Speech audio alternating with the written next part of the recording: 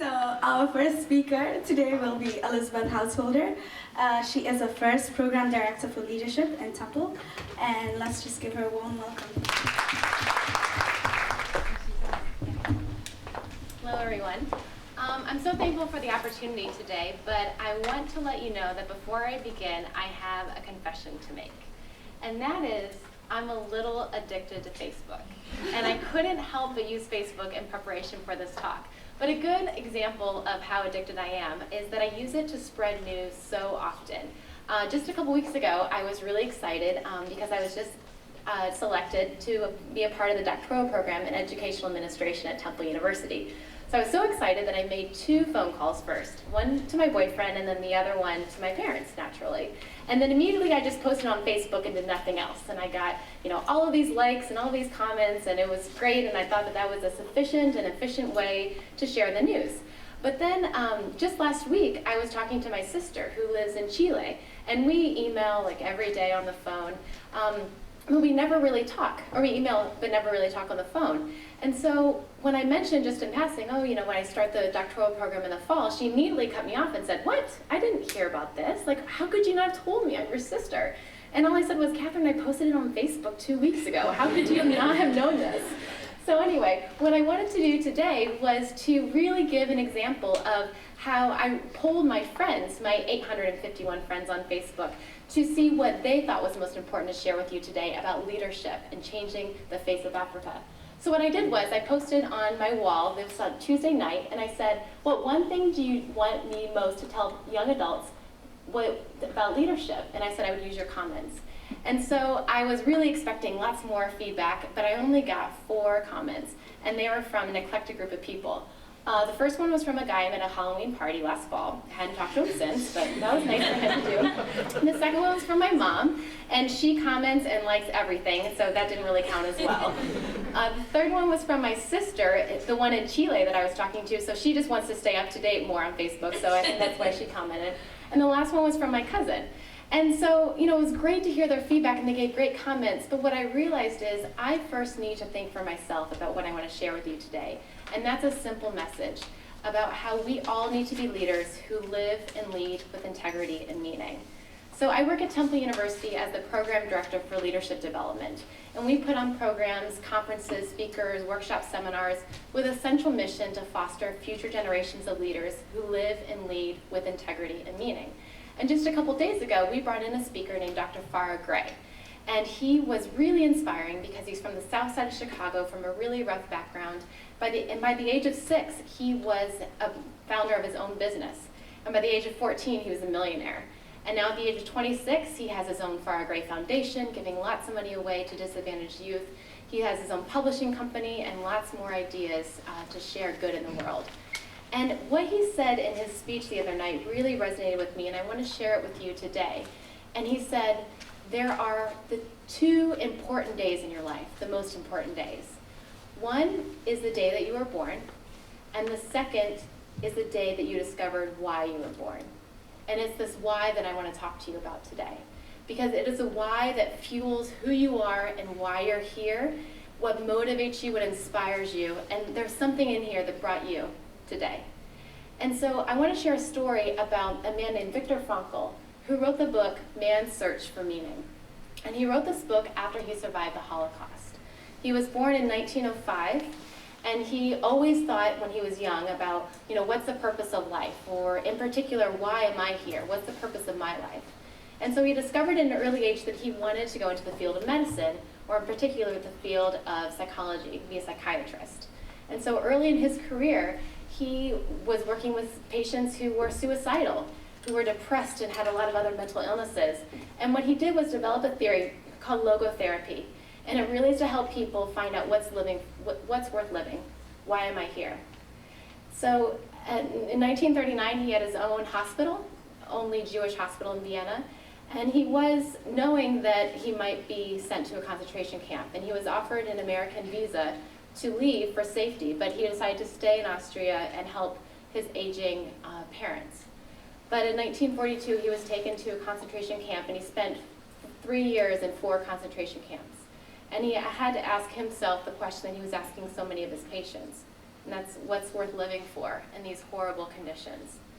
So he thought about that a lot, and what he wrote in his book is that he leaned on the love of his wife, about the ambition to publish his book finally on logotherapy, and about the future that is to come rather than the horrible conditions that are today. And one of the things that he shared after he survived the Holocaust was that he said to the United States, and we all are in the United States right now, that we have the Statue of Liberty on the East Coast, but we need the Statue of Responsibility on the West Coast. It's about responsible freedom. It's about taking the freedom that we have and the freedom of the choice of what we do with our lives every single day, our communication with others, and doing something greater than that. But responsible freedom is easy to talk about, but it's really hard to do because there's a whole lot of trouble in this world, and it's easy to get jaded, right? It's really easy to become cynical about all the problems that we'll hear about in Africa, in educational inequality, in poverty, in injustices around the world, and the environmental crisis that we're in, and crises in the Middle East.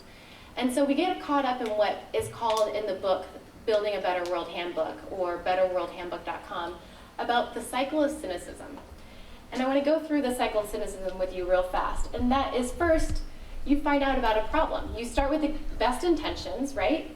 There's a problem and you learn about it. And you want to do something to help. You want to ameliorate this issue. You want to make a difference.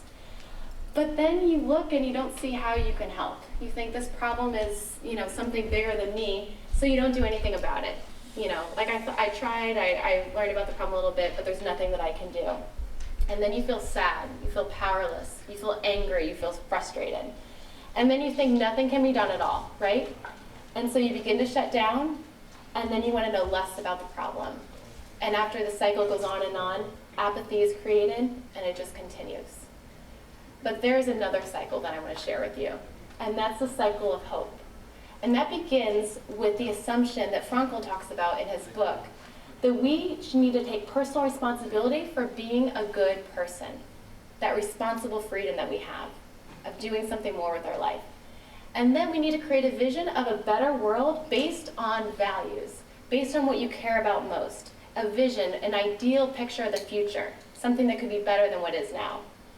And then you want to seek out quality information about the problems of the world.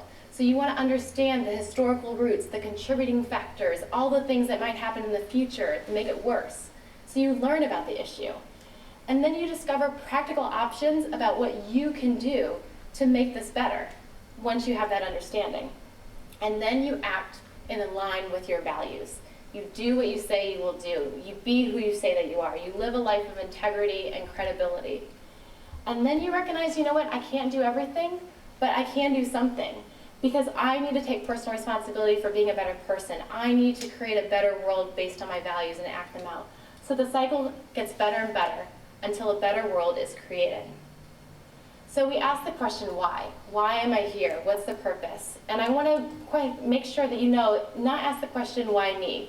Don't feel sorry for yourself, no matter what your background is, no matter where you were born or the conditions that you were brought up in or the conditions of the world, but ask yourself, why not me? Why can't I use whatever tools and strengths and gifts I have to make a difference? So I want to emphasize about the core values piece. So in the cycle of hope, number 2 and number 5 are about your values. So when we think of the word value, you can use it in 2 ways. You can use it as a verb, so I value getting good grades, or I value making a lot of money. Or you can use it as a noun, as a principle, as something that guides your behavior. And it's something that is emotional investment for you. And it may be informed by your cultural background, by how your family raised you, by your religious beliefs, or a personal experience you had. But inherently, it's about what you think, what you care most deeply about. And I went on this really cool website called values.com. And they have this great image here about all different values. And what they did to create this image is that they polled people who would go on their website and said, what do you value most? And they had all these different options, or you could write your own value. And a way that they described and reported out their findings is by using the length, or how big each word was, by the number of votes that was received. So you can see that here. And faith is the largest. And then next is kindness, and tolerance, and empathy. That's the cycle of hope, right? Imagine all these people, 6,600 plus people who've already contributed to the site. Imagine if all of them came together and created a better world in a vision based on their values and acted in line with their values. But it's not just about understanding why you're here or the values that you hold. It's about doing this every day and making it a vocation. So a lot of you are college students, and a lot of you are just starting your careers. Maybe you had your first internship or just selected your major, but soon you're going to be having a job, right? You need to make a living.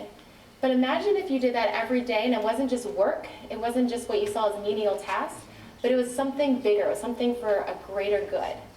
Now I know I've done menial jobs. My first job, like back in the mid-90s, was to work at a local newspaper, and I had to archive. And the way they archived back then was that you got the newspaper of the day, and you literally cut out each little article, put it rubber cement, and paste on a piece of paper, write the date, and file it away in a filing cabinet. I did that for 8 hours straight, every day, in a room by myself. I'm like, there's got to be better technology for this, and there is. But I could have looked at this, and I did for most days, like, this is pointless, you know, I just want to get my minimum wage and then leave. But I could have thought, you know, I'm archiving history right now. I'm helping the reporters know what they wrote today to inform their writings in the future. Or I'm creating a record of what happened in this small community and it matters. Now, there's a definition of vocation that I find really powerful, and it's by a theologian named Frederick Buechner. And he says, the vocation is where your deep gladness meets the world's deep need. Okay? Let that sit with you for a second. What's your deep gladness? What gets you up in the morning? What inspires you and motivates you more than anything else? And then how can you align that with what you do every day and how that can help the world? Fit the world's deep need. Sit with that, because that is the greatest personal freedom and responsibility we have, is to live that calling and that why. So I want to close with sharing you again the two most important days of your life. The first is the day that you were born, and the second is the day when you discovered why you were born. And maybe for some of you today, this might be one of the most important days of your life. So thank you.